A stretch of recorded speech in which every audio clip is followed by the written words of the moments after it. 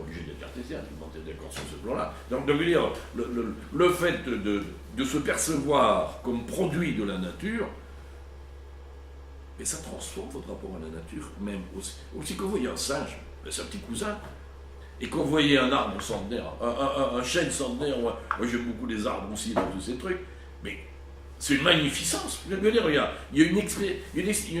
une émotion esthétique devant la nature comme il y a une émotion esthétique devant une œuvre d'art. Et cette magnificence, si vous voulez, mais nous dit quelque chose de ce que nous sommes. C'est cette nature qui nous a produit. Autrement dit, même les arbres, c'est des petits cousins lointains, très lointains. Hein. Là, on va loin. Hein. Mais n'empêche, on a la même origine. On a la même origine. Donc, si vous voulez, ce n'est pas parce qu'ils vont nous servir que l'arbre est respectable.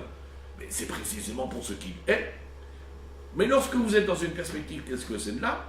Vous n'êtes pas dans une logique, de refus de l'anthropocentrisme.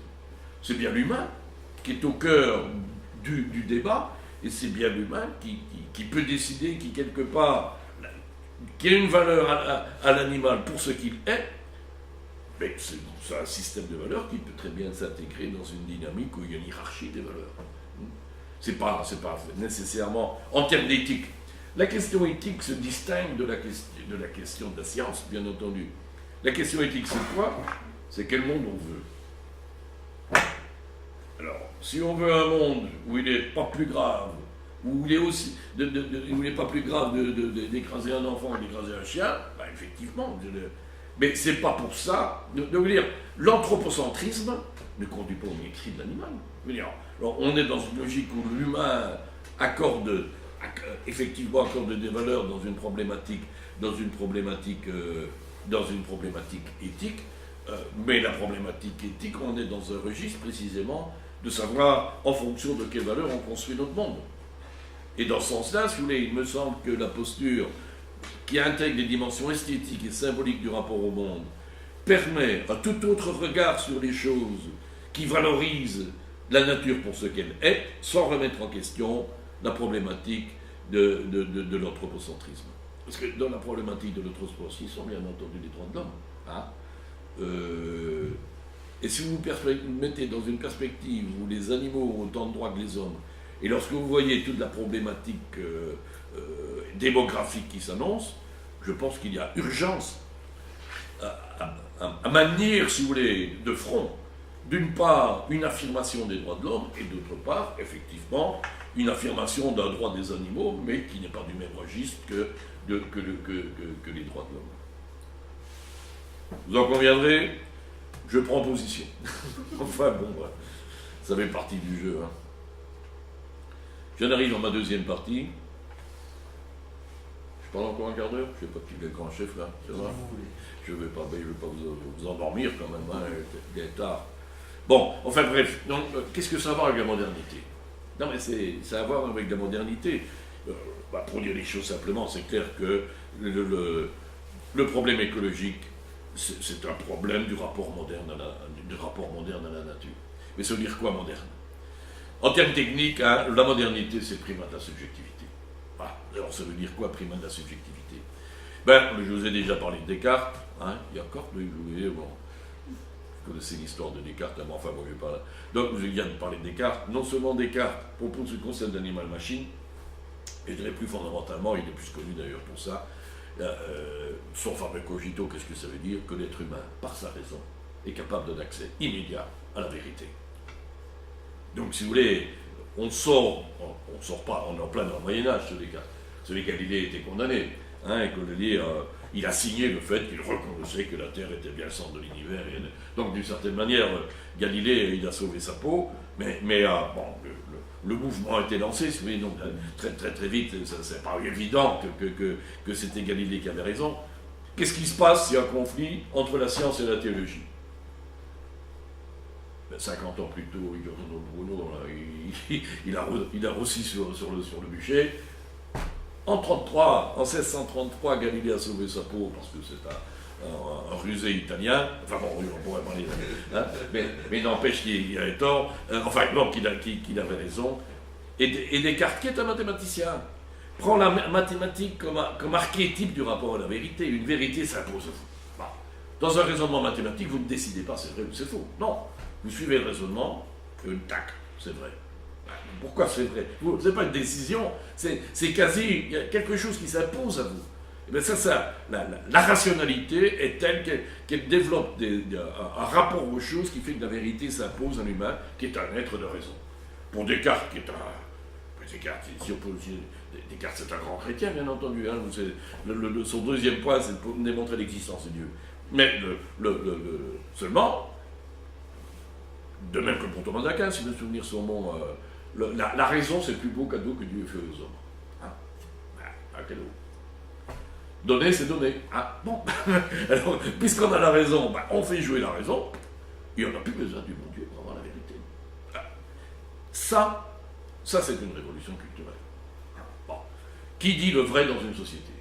Là, Fichte, qu'est-ce qui se passe avec Kant 150 ans plus tard? Kant, alors avec la raison, l'être humain c'est une éthique universelle. Parce qu'une éthique universelle, où elle n'est pas. C'est la position kantienne. Hein, et c'est la position des Grecs. Le bien, c'est un universel. Chacun n'a pas son éthique, c'est de la rigolade, ça. Non, il y a une éthique universelle, où elle n'est pas. Et Kant, par les impératifs catégoriques, essaie de construire une éthique strictement rationnelle. Alors, c'est même pas ce qui... Bon, ceci dit, c'est intéressant. Hein, mais le fait qu'il y arrive ou pas, c'est encore secondaire. C'est la démarche. C'est la démarche qu'entre nous, avec la position aristotélicienne, l'être humain, par sa raison, est capable de se donner une éthique universelle. Et bien entendu, mais le concept de démocratie n'a de sens qu'articulé aux deux énoncés précédents. Je pense que la Révolution française est en germe dans l'affaire égalité. Si effectivement l'être humain a accès par sa raison, le sujet en tant qu'individu a accès à la vérité par sa raison, à terme la société met déjà les par terre. Hein. Donc le projet moderne, c'est quoi? C'est ce projet, si vous voulez, qui d'une part fait confiance à l'humain, en se disant que par la raison, on saura d'une part progresser dans la connaissance, d'autre part se donner une éthique universelle, et enfin mettre au point des sociétés où c'est les plus intelligents qui auront le pouvoir, et dans une dynamique de rapport de force, on va vers un progrès. Et le progrès, c'est le bonhomme, c'est Condorcet, le gars ici. Hein, on le trouve déjà chez Bacon, mais chez Condorcet, en 1780, très, il a des travaux sur le progrès très peu avant la Révolution française.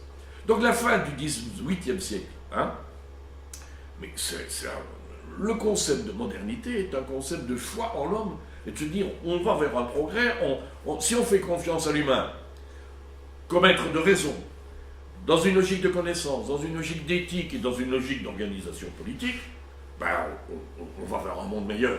Voilà. C'est ça le projet moderne. Donc il y a un souffle d'utopie dans la modernité.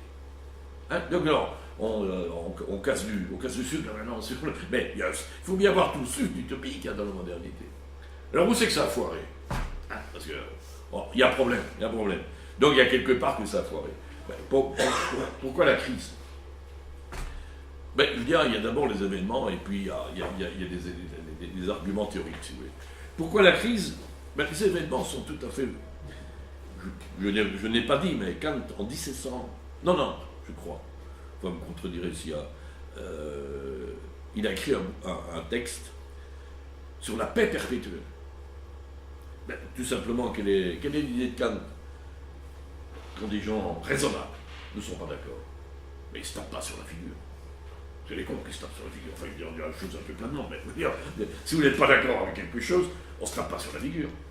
On va au tribunal. Même à la limite, on s'engueule et on va au tribunal. Le droit, c'est la médiation contre la violence. Donc Kant développe même l'hypothèse d'un super-État pour faire la jonction entre les trucs. Donc, on est dans... Donc tout ceci pour dire que les guerres mondiales, c'est un non-sens absolu, c'est la négation complète du projet moderne. Si vous prenez, il y a plein d'auteurs, hein, allez voir Hannah Arendt, allez voir, même Stefan Zweig qui n'est pas un philosophe, mais ce qui m'a frappé chez Stefan Zweig, c'est qu'il parlait de la Première Guerre mondiale. La Première Guerre mondiale, c'était perçue comme une catastrophe majeure, avant même qu'on voit les terribles, les charniers que ça a donné, mais avant même, le fait de la guerre mondiale a été perçu comme vraiment l'échec de la modernité. Le projet moderne est par terre. Point. Pire, Alors là, je ne devrais peut-être pas dire pire, mais je veux dire, ça va plus au cœur encore que. On pourrait encore dire que les guerres mondiales sont un accident d'histoire. Enfin, on peut dire ça là, c'est clair. Même à la guerre de 14, on pourrait dire que c'est précisément les vieux généraux de l'ancien régime qui. Bon, mais mais la colonisation, le moteur de la colonisation, c'est quoi? Il y a bien entendu des aspects économiques, mais pas seulement. On allait porter à des populations restées dans l'obscurantisme les lumières de la raison. C'est au nom de la raison qu'on s'est senti fort dans la colonisation. Le concept de civilisation est un concept intéressant. Parce que qu'est-ce que c'est qu'une civilisation? C'est la culture dominante et qui se juge donc supérieure aux autres et qui se juge pour leur donner des leçons aux autres. C'est quand même énorme quand on réfléchit à ce qu'a été la colonisation, même au-delà des choses cruelles, etc., qui sont bien entendu tout à fait inacceptables. Mais je veux dire, même en termes de principe, vous vous amenez quelque part, il y a des gens qui sont là depuis des milliers d'années, mais bon, moi là, on est chez nous. C'est ça pour un truc. Mais il faut du culot pour dire. D'où vient le culot des Européens? De la raison. de la raison. Du fait qu'ils se jugent avec la raison, en posture plus beaucoup plus avancée que les autres cultures. Alors, lisez Hegel, lisez Marx, lisez Auguste Comte, toutes les philosophies de l'histoire du XIXe siècle. Mais pour Hegel, la culture occidentale, non seulement la culture occidentale, mais la philosophie de Hegel, l'aboutissement de l'histoire, la réconciliation complète, l'être enfin conscient de lui-même. Et où c'est qu'ils sont les pygmées? Les pygmées, ils sont à la sortie, là, juste à la sortie, après les singes, quoi. Donc, vous avez une sorte de... Et alors, ça veut dire que c'est le projet moderne. C'est ça que ça fait... Je pense que la colonisation renvoie à une interrogation de la modernité sur elle-même qui va au cœur du sujet. Qui va au cœur du sujet. Est-ce que la rationalité nous donne accès à la vérité? Mais si la rationalité nous donne accès à la vérité, d'où viennent les pygmées? Quel regard on porte sur les pygmées? Oui. Donc là, la colonisation nous fait comprendre le fait que la rationalité que l'on percevait sans réserve comme un lieu de libération, je dirais, peut être aussi un lieu complètement non seulement d'occultation, mais d'asservissement. C'est au nom de la raison qu'à la limite on a asservi des peuples. Donc là, il y a problème. Il y a problème. Troisième truc qui peut paraître un peu étonnant, mais là je dirais presque, enfin je pourrais prendre plutôt ça comme une bonne nouvelle, mais enfin peu importe. Là. Mais si tout le monde était cartésien, si plutôt autre chose, si Descartes avait raison, si par la raison on pouvait accéder à la vérité de manière certaine, on devrait tous penser la même chose. On devrait tous penser la même chose. C'est d'ailleurs un des problèmes du hegelianisme. Lorsque vous avez un système total qui se tient de cette manière et qui est parfaitement rationnel, dans un système total, ça donne vite un système totalitaire. Donc, alors, des États hegéliens, ça n'existe pas. Par contre, des États marxistes, ça a existé. Et le totalitarisme lié à l'État marxiste a peut-être à voir avec la totalisation qui est visée par la philosophie marxienne. Bon, j'ai travaillé là-dessus beaucoup, donc je vais en discuter si vous voulez. Je ne lance pas ça comme ça de provocation, je suis prêt à en discuter si vous voulez. Mais donc, le pluralisme irréductible, au niveau des significations, le fait qu'on ne sache pas se mettre d'accord bêtement sur le fait de l'existence de Dieu, ça montre que quelque part il y a des limites à la raison. Et s'il y a des limites à la raison, c'est une forme d'échec du projet moderne. Alors les problèmes écologiques, bon, je vais assez développer. Donc dans ce sens-là, je pense qu'il y a un sens à dire qu'effectivement la crise écologique est une crise du rapport moderne à la nature. Alors il y a une lecture événementielle de la crise et une lecture théorique de la crise. Bon, alors je ne vais pas vous faire un topo sur Marx, Freud et Nietzsche, vous connaissez la problématique des maîtres du soupçon. Écoutez, pour Marx, le moteur de l'histoire, c'est les contradictions intérieures de l'économie. D'accord? Autrement dit, les débats au niveau intellectuel, ce n'est pas les idées qui mènent le monde. Ce n'est pas les idées qui mènent le monde. L'idée que ce sont les idées qui mènent le monde, pour Marx, qui est une idée rationnelle, qui est une idée même rationaliste, qui est typiquement une idée moderne, ça ne tient pas la route, si vous voulez. Bon, donc Marx Freud, c'est sur le plan de l'inconscient, et Nietzsche, c'est sur la rationalité elle-même. Mais je signale quand même que même au niveau le plus théorique, la Drière, mon promoteur de thèse, a fait sa thèse de doctorat lui-même sur la limitation du formalisme, c'est sur le théorème de Gödel.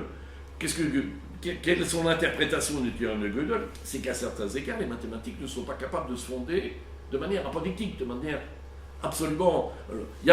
à partir du moment où il y a au moins un énoncé dont on ne peut pas démontrer, ben ça veut dire que dans tout système théorique, il y a un énoncé qui n'est pas complètement arbitraire, mais qui n'est pas non plus démontré. Donc par conséquent, il y a un choix. Donc on n'est pas dans la rationalité, a donc des limites sur ce plan-là. Si vous voulez, tout système théorique repose toujours sur au moins un axiome et un énoncé qu'on ne sait pas démontrer. D'accord? Donc, pour la Drillère, c'est le niveau le plus fondamental pour démontrer qu'il y a bien Christ. Le projet de compter sur la raison pour arriver à justifier tout de manière apodictique ne peut pas tenir. Alors, quelles sont les solutions? Rassurez-vous, ça va se terminer assez vite. Quelles sont les solutions, quelles sont les positions en présence par rapport à ça? Parce que, donc, la grosse question qui se pose, qu'est-ce qu'on fait des projets modernes? Je veux dire, est-ce qu'on peut encore se dire moderne, sérieusement? Bon, non, c'est pas rien comme question. Écoutez, je me souviens, et c'est pas seulement théorique, hein, c'était dans les années 90. Lustiger, voilà, je vais chercher son nom. Lustiger, l'archevêque de Paris, qui était un juif converti, hein, avait signé dans Le Monde, en fait, si vous voulez, il avait signé l'introduction à un bouquin de photos sur Auschwitz. Et il avait fait cette introduction était passée dans Le Monde, dans lequel il disait, au fond, messieurs les modernes, et c'était comme ça, hein, très provoquant, messieurs les modernes, vous nous prédisiez un monde de bonheur et de reconnaissance de tous, et voilà ce que nous vous donnons. C'est un choix, terrible comme affirmation. Hein, c'était vraiment terrible comme affirmation. Mais pour vous dire, il posait la question en termes de modernité. Le lendemain, il fallait lire le courrier des lecteurs du Monde. Hein, en France, ça ne rigole pas, ils aiment bien s'engueuler, au moins verbalement. Hein, et alors, on disait, Monseigneur Lustiger, nous attirons notre attention sur deux choses. C'est que les premiers à être passés dans les camps de concentration, c'est les gens de la loge maçonnique. Autrement dit, c'est bien des modernes. Hitler n'était pas un moderne. Hein, et les derniers à avoir condamné Hitler, on attend toujours une position un peu claire depuis 12. Ah, bon, alors, ne nous donnez pas le sens sur le sujet. Bon, pour vous dire que cette question, c'est pas une question de philosophie de haut vol, c'est carrément une question importante. Là aussi, il me semble qu'on peut distinguer 4 attitudes. La première attitude, et qui est très présente dans le monde, c'est une chose qui me frappe très très fort, qui est très présente dans le monde politique et dans le monde des dirigeants économiques, c'est le déni de la crise. Allez parler de la crise de la modernité aux gens qui poussent à la mondialisation, je vous rigoler, ils parlent de crise. Ah, voilà. Donc, si vous voulez, je pense qu'il y a toute une partie importante de... C'est pour ça que je préfère distinguer divers rapports, parce qu'ils sont encore pas à présent. Il y a une partie toute importante de la population qui est devant le déni de la crise de la modernité, et qui est d'ailleurs devant le déni de la crise écologique. Hein, il y a tout un problème de déni. Si vous voulez, quand on est dans un problème aussi massif, si vous voulez, il y a une manière de faire le gros dos, et il y a aussi une manière de défendre ses intérêts.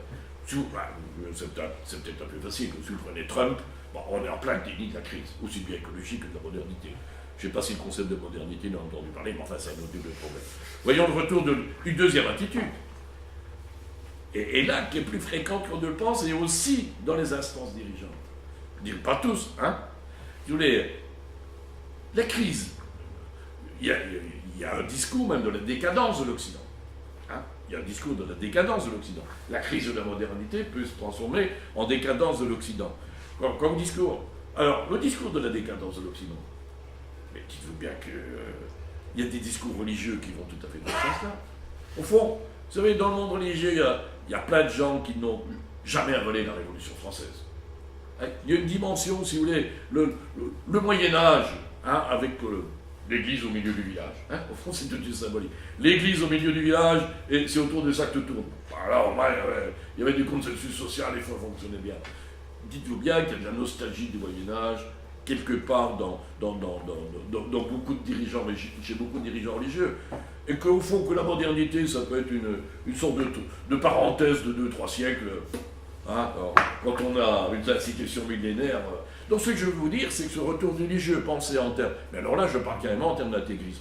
Bon, il n'y a pas que des intégrismes dans le monde religieux, hein, je dirais. C'est un certain type de position religieuse Mais cette dimension, au fond, de se réjouir quelque part de voir la modernité se casser la figure. Parce qu'après, de toute façon, il faut quelque chose. Donc, on pourra peut-être remettre l'église au milieu du village. C'est quelque chose qui est présent dans toutes les traditions religieuses. Alors, ça crève les yeux dans l'intégrisme musulman maintenant, mais vous trouvez ça dans le monde catholique, dans le monde protestant, dans le monde juif. Il y a des intégristes que vous en voyez dans toutes les traditions spirituelles actuellement. Donc, c'est une deuxième attitude. La troisième attitude, elle est les plus fréquente chez les intellectuels. La troisième attitude, c'est les gens qui prennent au sérieux à la fois la crise de la modernité et la crise écologique. Mais au fond, qui s'articule même encore plus sur la crise de la modernité. Alors c'est par souci de clarté que je ne considère, pour moi, un postmoderne, c'est relativiste. Parce qu'il y a des postmodernes, il y a des transmodernes, il y a des modernes avancés, autour du concept de modernité et de la postmodernité, il y a toute une série de discours. Mais bon, par souci de clarté, il me semble, si vous voulez, je ne me définis pas comme postmoderne parce que je pense que la postmodernité, je considère que comme vraiment postmoderne et relativiste. Hein? Alors, qu'est-ce qui caractérise la position en postmoderne? Suivant Lyotard, c'est l'abandon des grands récits. Ça veut dire quoi? On laisse tomber la vérité. Le concept de vérité, c'est un grand récit. Il n'y a plus d'universaux. Voilà. Il n'y a plus d'universel. Il n'y a plus rien. Si vous voulez, l'idée de l'interculturel ou l'idée plutôt. Le relativisme culturel vous conduit à admettre que toute culture est limitée à elle-même dans son champ, que ce soit dans le rapport à la vérité, à l'éthique et aux politiques. Donc abandonnons le projet même d'avoir une sorte de culture mondiale, et essayons d'aménager les choses pour que chacun puisse vivre dans son coin. D'accord? Ça, c'est l'idée postmoderne. À la limite, laissons tomber les grands récits, donc même les droits de l'homme. C'est un bazar c'est du néocolonialisme, les droits de l'homme. Laissons tomber la problématique du progrès. Le progrès est une sorte de projet pour l'humanité, donc le concept de progrès, il faut laisser tomber. Et même toute la problématique, l'égalité homme-femme ou des choses comme ça, que chacun vive dans son coin, sur sa culture, et puis c'est tout. Il n'y a qu'un truc qui est emmerdant dans cette histoire, c'est de nouveau la science. Il faut quand même admettre que la science, ça marche partout. Hein. Bon. Alors, la manière de sauver la posture relativiste face à la science, c'est de dire que la science n'est pas un projet qui vise la vérité, la science est un projet qui vise la maîtrise technique. Or là, c'est facile, c'est pas un problème d'admettre qu'il y a un universel de l'efficace. Vous trouvez ça chez Simondon en philosophie de la technique. Si vous voulez, une technique est efficace, ça s'impose partout. C'est d'ailleurs comme ça que l'Occident est en train au fond, il y a une supériorité, entre guillemets, technique de l'Occident par la science, qui fait que c'est repris partout. Donc il y a un aspect d'universalité, mais qui est lié à l'efficace et qui n'est pas du tout lié à une visée de la vérité. Et alors, il y a au contraire une valorisation du différent, au sens que c'est une bonne chose qu'il y ait une diversité culturelle. La diversité culturelle, dans ce sens-là, n'est pas perçue comme une sorte d'obstacle, mais au contraire comme une grande nouvelle. Ça fait partie de la diversité, ça fait partie de la richesse de l'humanité, d'avoir cette diversité culturelle et de la valoriser. D'accord? Ça, c'est la troisième attitude. Alors la quatrième attitude, que vous aurez compris que c'est celle à laquelle j'essaie d'élaborer, si vous voulez, c'est pas moi, c'est dans la perspective de des gens comme Ladrière, des gens comme Ricoeur, des gens comme Habermas même, hein, qui est exactement dans cette logique. Ça s'articule quelque part, c'est rester moderne. Ça veut dire faire confiance à la raison et rester dans une logique anthropocentrique. Mais faire une confiance qui tire des leçons de l'histoire. Et quelle c'est la leçon de l'histoire? C'est que la raison, c'est considéré comme n'ayant pas de limite. Or, une modernité critique, ça peut être une confiance à la raison qui prenne en compte les limites de la raison. Et les limites de la raison, c'est quoi? C'est par exemple que la science ne dit pas tout. Hein, contrairement à la science est un discours qui dit la vérité, mais pas toute la vérité. Et par conséquent, à côté du discours scientifique, il y a place pour les discours religieux, il y a place pour une pluralité de discours religieux.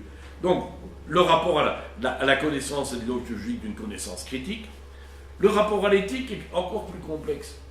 Je pense que dans une perspective telle que celle-là, et là, je suis très habermasien, si vous voulez. Habermasien est un post-kantien qui fait confiance à la raison pour viser des valeurs universelles que l'on se donne Mais l'universel n'est pas pensé comme antérieur, et puis c'est comme si on découvrait des valeurs qui préexistaient. Non, qu'est-ce que c'est que l'universel? On décide de considérer comme absolu certaines valeurs. Et les droits de l'homme, c'est ça. Les droits de l'homme, c'est les humains qui décident de considérer comme absolu certaines valeurs. Et donc, si vous voulez, mais alors, là, la rationalité est importante, mais une rationalité qui n'est pas une rationalité de la découverte, mais une rationalité de la discussion, au sens habermasien, pour aboutir à des consensus et au fait de décider que voilà les valeurs sur lesquelles on... Mais alors, précisément, ce qui est intéressant dans cette perspective, c'est qu'on reste dans une dynamique qui garde un pôle d'universalité, mais qui préserve des lieux, des espaces de diversité, parce qu'il faut distinguer les valeurs partagées des conceptions variables de la vie bonne. Au fond, si on respecte bien les droits de l'homme, ben, chacun peut vivre en fonction de sa conception d'existence. Si vous voulez, Habermas distingue, je crois que je n'ai pas le truc là, Habermas distingue, si vous voulez, les rationalités épistémiques, les rationalités herméneutiques et la rationalité éthique, pour dire les choses simplement. Dans la rationalité éthique, on peut garder un pôle d'universalité, qui sont les valeurs partagées, tout en laissant place pour plusieurs manières de considérer la vie bonne.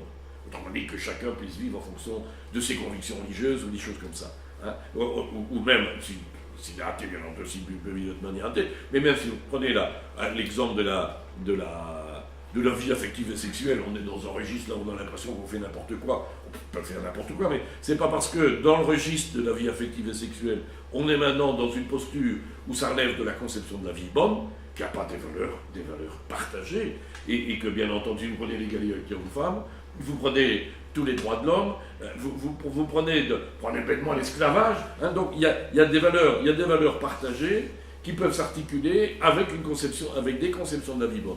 Mais c'est une manière de voir, de rester fidèle à la raison, de faire confiance à la raison, mais en prenant en compte les limites de la raison. Et une troisième manière dans le champ de la rationalité herméneutique, c'est ce qu'on appelle, si vous voulez, le domaine des significations. On se rend compte qu'il n'est pas possible, effectivement, de se mettre d'accord sur les domaines des significations. Mais, donc c'est irréductible de pluralisme. Qu'on trouve que dans le domaine des significations, chez Habermas, hein, mais est aussi une manière de nourrir une diversité culturelle. Donc effectivement, il me semble que ce vers quoi il faut qu'on... Pour dire les choses un peu simplement, c'est quoi les valeurs partagées? C'est quoi l'universel? Ben, c'est que la science et les droits de l'homme. Les droits de l'homme devront évoluer. Hein.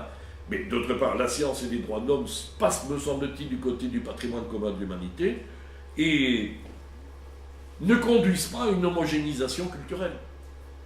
À 3 conditions. Voilà, ce sera mon moment conclusif. Il me semble que c'est tenable que si on introduit une triple dissociation. Une dissociation entre modernité et société occidentale. Une société moderne n'est pas une société occidentale. Une société moderne qui utilise la science et qui respecte les droits de l'homme peut très bien être à 90% hindou si vous allez en Inde, musulman si vous êtes en Tunisie par exemple. La nouvelle constitution tunisienne qui a 2-3 ans me semble vraiment une constitution moderne qui ne transforme pas la Tunisie en société occidentale, mais en société moderne, mais musulmane, en majorité. Bon, ben, c'est important, parce que si vous voulez, il y a des confusions. Donc une société moderne n'est pas nécessairement une société occidentale. Et il y a des sociétés dites occidentales qui ne sont pas très modernes. Bon, non. Deuxième dissociation, c'est que la modernité critique dont je parle, il faut dissocier du capitalisme. Si vous prenez science et droits de l'homme, d'ailleurs, il y a plusieurs types de capitalisme. Le capitalisme industriel des années 50, par exemple, n'a plus grand-chose à voir avec le capitalisme financier qu'on voit maintenant. Hein. Donc c'est pour ça que j'ai mis S à capitalisme. Mais donc, le droit de l'homme et science peuvent s'accommoder, me semble-t-il, de toute une série de systèmes économiques. C'est important, parce que en défendant la modernité, je ne défends pas le capitalisme. Je n'ai rien ni pour ni contre, ce n'est pas la même question. Voilà ce que je veux dire. Et troisième dissociation, c'est dissocier progrès et croissance. Pourquoi? Ben, figurez-vous que moi je pense que le concept de progrès garde toute sa pertinence si on est précis. Il faut avoir des critères de progrès, tout simplement. Si vous avez des critères qui relèvent du bien-être humain, ben, je pense qu'on est dans une société qui peut progresser. Mais le concept de progrès en ce sens-là n'a rien à voir avec la croissance du PIB. Un progrès humain peut s'accompagner d'une décroissance du PIB. À mon avis, d'ailleurs, pas nécessairement une décroissance, mais une stabilisation. C'est évidemment dans ce sens-là qu'on doit aller, puisque une croissance économique ne peut s'accompagner que d'une croissance en termes de production CO2 et qu'on est dans un registre. Donc on doit, à moyen terme, viser un mode de fonctionnement sociétal où le critère de croissance du PIB n'est pas un critère de progrès pour l'humanité. Ben voilà, il me semble que moyennant ces trois dissociations, le concept de modernité critique est susceptible en tout cas de produire un cadre de pensée qui permet de prendre au sérieux et la crise écologique et la crise de la modernité. Je vous remercie.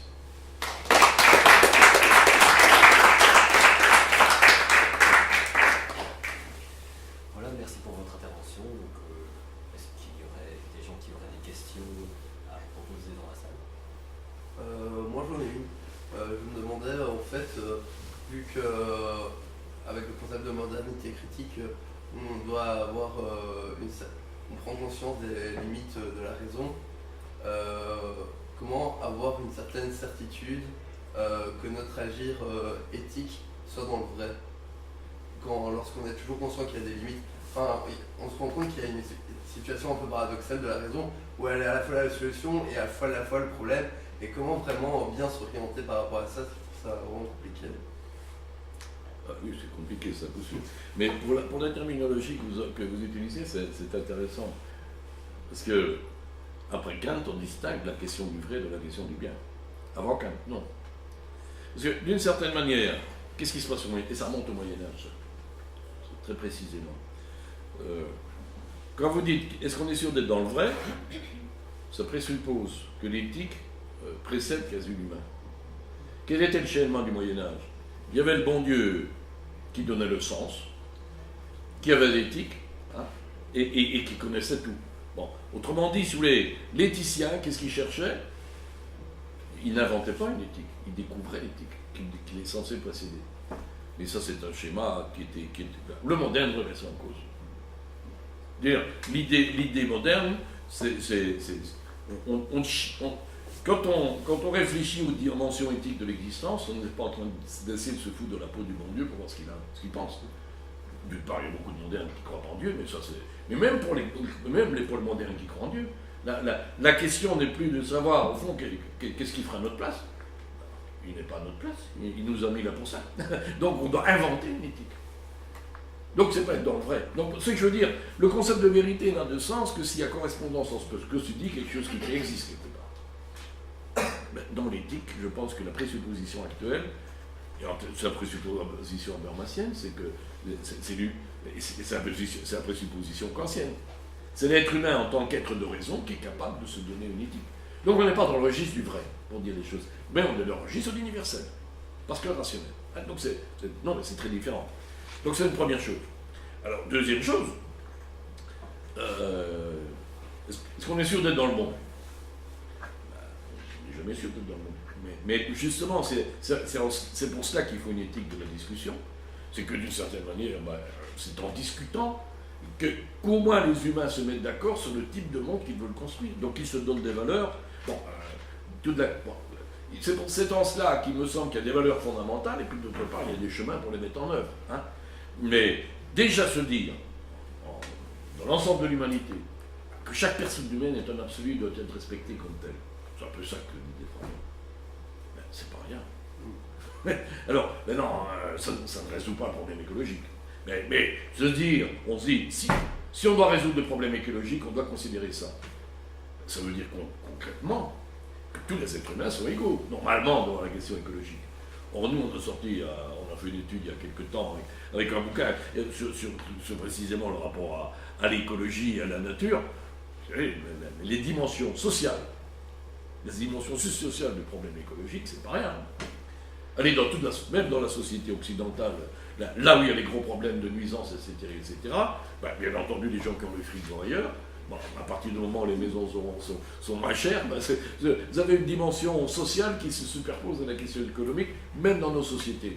Alors si vous regardez un peu les problèmes écologiques, vous savez que les problèmes sont les plus massifs. C'est comme par hasard aussi, enfin je veux dire, prenez le Bangladesh. Le Bangladesh, vous avez des centaines de millions de personnes qui sont... Le Bangladesh, c'est l'état du Gange. D'accord? Vous avez, quelles mesures sont prises pour protéger le Bangladesh?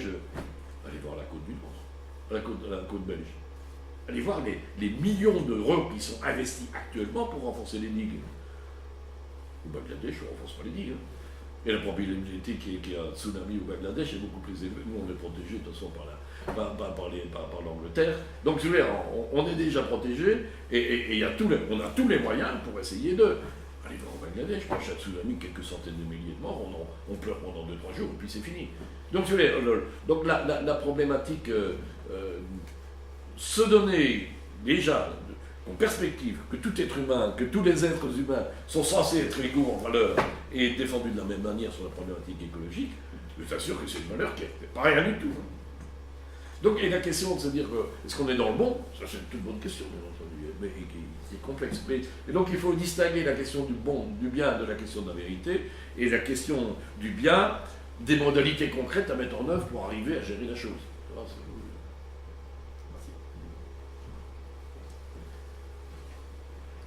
Oui. Quel avenir voyez-vous sur cette problématique de crise de la maternité? Parce que vous avez parlé du fait que, oui, les sociétés, les dirigeants actuels ont du mal à même entendre parler de crise de la maternité, de crise écologique de plus en plus. Bon. Et du fait que justement, il faut revoir par cette dissociation par la maternité critique, la dissociation du progrès de la croissance par exemple.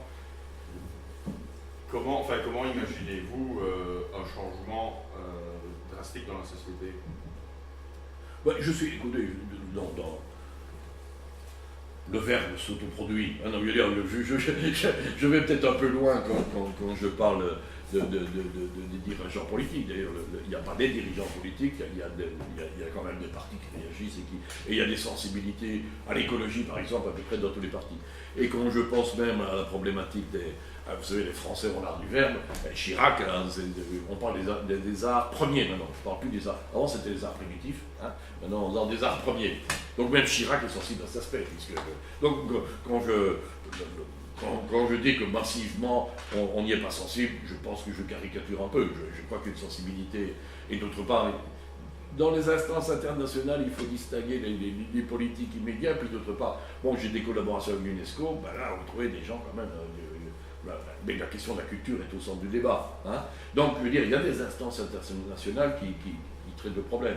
Mais donc, moi, je pense que les choses vont bouger et bougent déjà. La COP21, c'est pas rien du tout. Il faut bien voir que la COP21, c'est une déclaration universelle, c'est la première déclaration universelle qu'il y a eu depuis 1948, la déclaration universelle des droits de l'homme. Donc, comme événement politique, alors c'est pas très contraignant, c'est tout ce qu'on veut, mais il faut se méfier de. Si vous voulez, lorsque vous voyez un peu la vie internationale, vous vous rendez compte qu'il y a des choses symboliques qui sont aussi fortes que le reste. Donc si vous le prenez, pour moi, la réussite de la COP21, pour moi, c'est une très très grande nouvelle. C'est eu lieu il y a 2-3 ans à Paris. D'autant que, si vous voulez, les États-Unis et la Chine étaient dans le coup. Or, jusqu'alors, la Chine, on n'en parlait pas du tout. Enfin, plutôt, ça était. Donc, je veux dire, la COP21, quand vous avez une déclaration universelle sur la question de l'écologie, là, je trouve que c'est quand même une avancée importante. Donc, je suis à la fois un peu catastrophiste, ou même pas, un peu pessimiste, je dirais, dans l'exposé, mais il y a quand même des avancées qui sont très importantes du côté de l'écologie.